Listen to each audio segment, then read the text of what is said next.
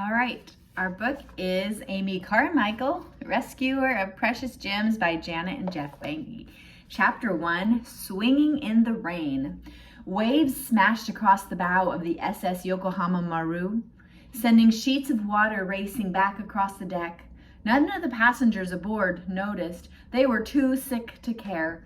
Most were gathered in the ship's saloon, too scared to stay below deck as the ship shuddered and rolled violently from side to side. The smell of vomit was everywhere. Amy Carmichael, a young Irish woman, sat in the corner, sicker than she'd ever been before in her life. It felt to her as though she'd been aboard ship forever, but it had only been 4 days. The voyage from Shanghai en route to Japan had been so calm. Halfway across the Yellow Sea, though, the ship had run into a typhoon, and as a result, she was now being mercilessly battered by storm-ravaged seas. All Amy wanted to do was get her feet back on solid ground, and soon. Just when she thought she could not stand to be thrown around by the sea any longer, the captain, wrapped in an oilskin parka, stumbled into the saloon. He spoke first in Japanese, reeling short, sharp sentences off his tongue. Then he turned to Amy and in broken English announced the good news. The Yokohama Maru was directly offshore from Shimonoseki, their destination port. Amy breathed a sigh of relief. Then the captain told her the bad news. Because of the wind and huge waves, there was no way the ship could dock at Shimonoseki. They would simply have to stay offshore and ride out the typhoon.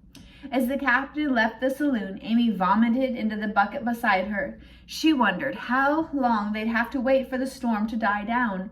She felt so wretchedly ill. Still, she was tired of sitting and feeling sick, so she decided a walk might help settle her churning stomach. She knew it wouldn't, though. It hadn't any of the other times she'd tried it. Still, she had to get away from the gagging air of the saloon. She wrapped her woolen shawl around her shoulders and clambered to her feet. Stumbling out onto the deck, she took a deep breath. She gripped the ship's railing tightly as seawater washed around her ankles and spray lashed against her cheeks. She looked longingly in the direction of Shimonoseki and hoped it wouldn't be long before the wind and sea calmed enough for the ship to berth. As she gazed towards Shimonoseki, Amy saw a most unusual sight, at least for the middle of a typhoon. A steam tugboat emerged through the blinding rain and billowing seas. It came within 20 feet of the starboard side of the SS Yokohama Maru, bobbing up and down in time to the waves. One of the sailors yelled to the captain, and soon a crowd of passengers and crew had spilled out on the deck for a closer look. The captain of the Yokohama Maru and the captain of the tugboat yelled and gestured at each other. Amy couldn't understand a word of what they said, but she hoped it had something to do with towing the SS Yokohama Maru into dock.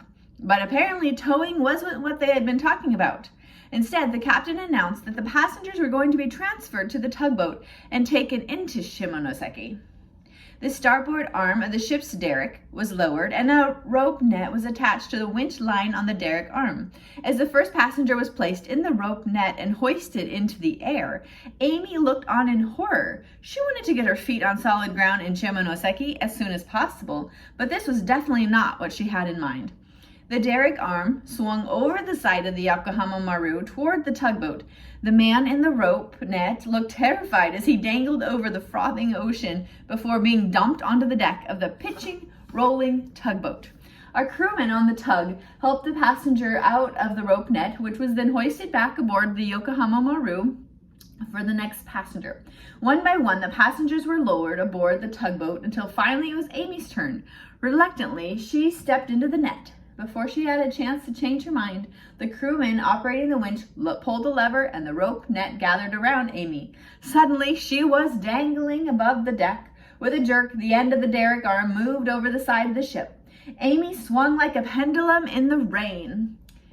She looked down at the angry waves snarling up at her. Frothy spray soaked through her clothes. Then she was over the aft deck of the tug, and as she swung from side to side, the winch slowly lowered her. One of the tug's crewmen grabbed the net and steadied it as Amy was dumped bottom first onto the deck.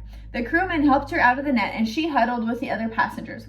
Finally, when all the passengers had been lowered aboard the tug, their luggage was also loaded into the net and transferred to the tugboat. After some more yelling between the captain of the tugboat and the captain of the Yokohama Maru and a loud toot from the tug's steam horn, the two boats parted. If the trip on the Yokohama Maru had been treacherous, the ride on the tugboat was downright dangerous. Amy prayed frantically throughout the journey. The small tug didn't cut through the stormy seas like the larger ship had. Instead, it rode up and over the mountainous waves. At the crest of each wave, the tug tipped forward or rolled sideways so much that Amy thought it would capsize for sure. Finally, the outline of the Japanese coast came into view, and a cheer went up from the passengers.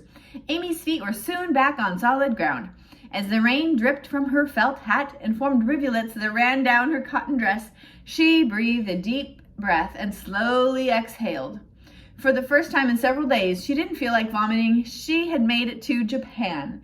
She had traveled halfway around the world, and now she was finally here. What an adventure it had been. There had been so many risks along the way, but then risks and adventure were nothing new to Amy Carmichael. She'd always been willing to take risks to get what she wanted. All right.